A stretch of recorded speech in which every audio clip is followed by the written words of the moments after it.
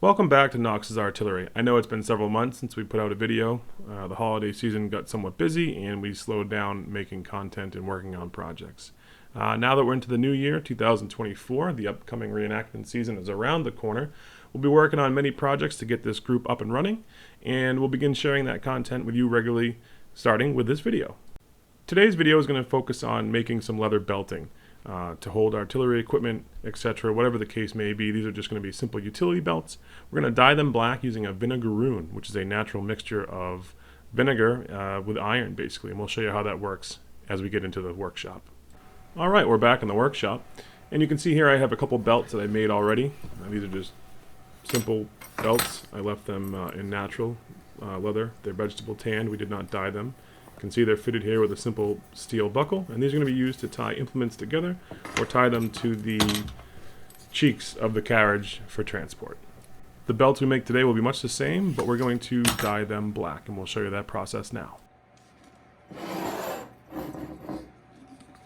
The first step in this process is to fill up our mason jar here with some commercially available vinegar. You can get it from any supermarket. Add that to the jar. You'll want to fill up whatever container you're going to use high enough that it will completely cover the steel wool. The next step is to add the steel wool. This Brillo Supreme brand seemed to work fine. It turns out that if you use a stainless steel wool, which I didn't realize there was a difference, it might not work as well. So this is the second go around. This Brillo brand worked fine. You want to put it in completely submerged in the vinegar, and what's going to happen is the acids in the vinegar are going to kind of eat away at the steel wool and turn this mixture, or create a chemical I should say, called ferric acetate.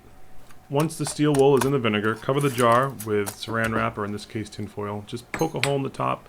You'll see that the steel wool fizzles a little bit in the vinegar, and it's going to create some small amounts of gas. You just want that to be able to vent out. Once that's done, I set my jar aside for 96 hours. And here you can see we're removing the steel wool from the vinegar, and then go ahead and filter the solution. There could be little small bits of steel wool in there. You're not going to want to put that onto your leather.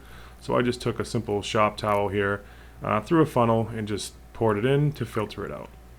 Once that's done, it'll start to change color. Initially I'm like, oh, I didn't do it correctly, but shortly thereafter, and you'll see in the next clip here, that the solution turned a real dark brown orangey color, which is what we're looking for. And as you see here, it's a really dark brown red color. It got darker over time. And that's it. That's your completed Vinegaroon, ready for applying to leather. So let's get the belting out, and let's create some black leather belts. Alright, so I'm going to start off here. First is to take the existing belts I made earlier and just use that as a template.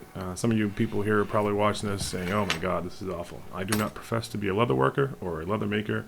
I'm just kind of doing this and learning as I go. So I'm just going to take my leather chisel and just kind of cut the ends off here and make that easier to fit through the buckle.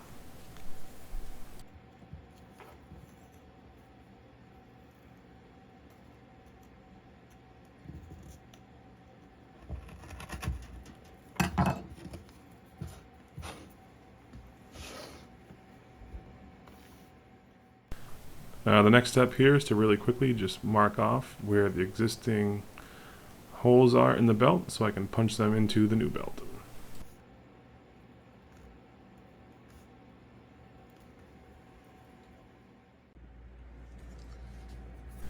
Alright, the camera wasn't recording, and you can see I already started to make the first cut, so we got it up to speed, and you can see here I'm just going to make a couple quick holes with the leather punch. I do have the other style of punch where you would put the leather flat on the surface and just kind of hit it with a hammer, but I find that these leather punches here that I'm working with, the plier type that you can squeeze, seem to work better. If there's a better way to do holes, please let me know in the comments.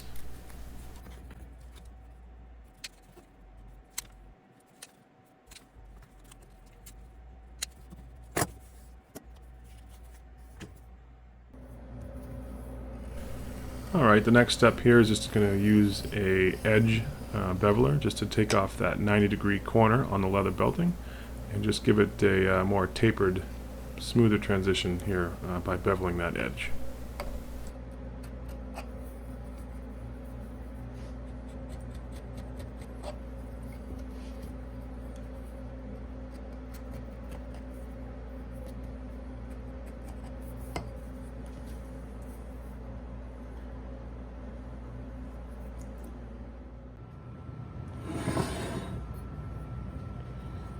Okay, now the part everyone's been waiting for. We have our solution here of the ferric acid. You can see it's that really dark golden brown red color. In this solution, it's going to react with the tannins that are in the leather from the vegetable tanning process, and it's going to change them black. It's not a dye. This is a chemical reaction in the leather itself with the tannins. It's going to turn it black. It's a historically accurate way of dyeing leather black, and it works really well.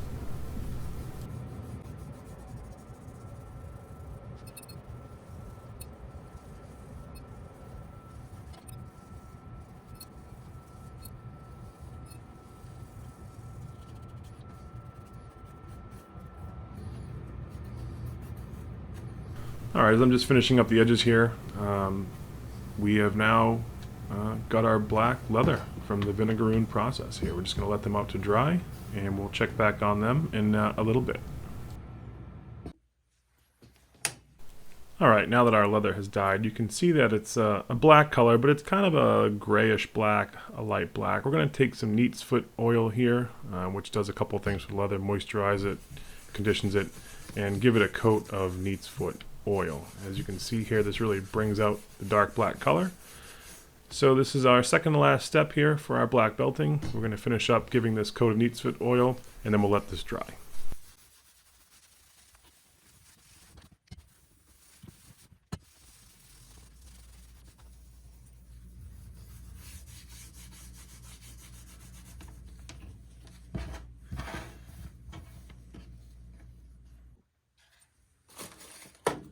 Alright, the last step before we get to sewing on the buckle is to blackball the leather.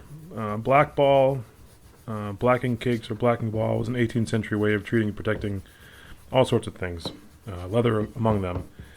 This recipe is a combination of mutton suet that was melted with beeswax, and then you mix in ivory black, which is bone black or lamp black, basically a blackening agent.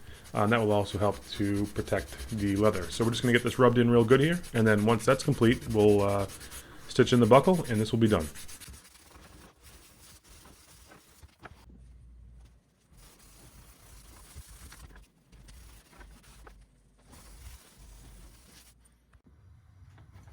Alright, this belt is done. The Vinegaroon did its job in turning the leather black. The neat's foot oil darkened that color, and then the black ball adds that last protection with the wax. And the result is a real good black belt. It looks great, it's supple, has a nice sheen to it, and it feels good. Should give us many years of service. Thanks for watching. If you have any questions, put them in the comments below, and don't forget to like and subscribe. Thank you.